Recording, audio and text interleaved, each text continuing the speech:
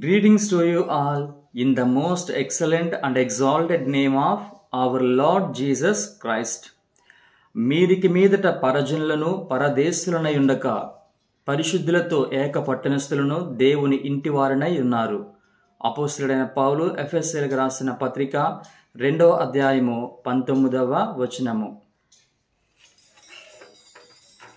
మనమే ప్రభుని పరలోక గృహము తానే వసించును దానియందు. మనమే ప్రభుని పరలోక గృహము తానే వసించును దానియందు.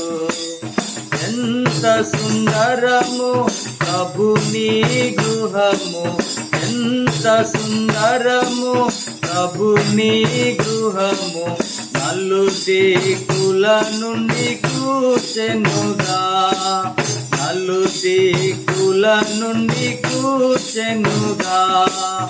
ఏక శరీరము రక్త బంధముచే, ఏక శరీరము రక్త బంధముచే, వేలాది భాషల నుండి నన్ను, వేలాది భాషల నుండి నన్ను. మనమే ప్రభుని పరలోక గృహము తానే వసించును దానియందు. మనమే ప్రభుని పరలోక గృహము తానే వసించును దానియందు. ఒక నూతన వ్యక్తిగమము చేసే, ఒక నూతన వ్యక్తిగమము చేసే, పరమ గృహమునకు చెందితిని, పరమ గృహమునకు చెందితిని. ఐక్యతతో స్థిరముగా నమర్చబడి, ఐక్యతతో స్థిరముగా నమర్చబడి, దేవుని గుడారముగా నైతిమి, దేవుని గుడారముగా నైతిమి. మనమే ప్రభుని పరలోక గృహము తానే వసించును దానియందు. మనమే ప్రభుని పరలోక గృహము తానే వసించును దానియందు.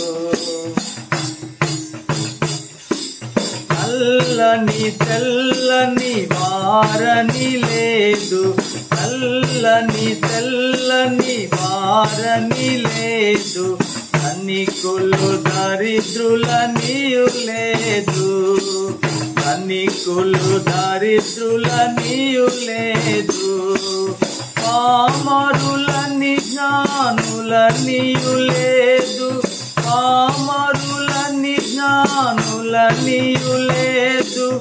యేసు ప్రభువే సర్వముగా, యేసు ప్రభువే సర్వముగా.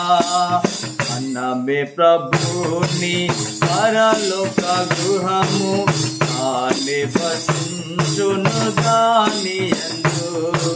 మనమే ప్రభుని పరలోక గృహము తానే వసించును దానియందు. May the gracious presence of our Lord Jesus Christ be with you always. Amen. Amen.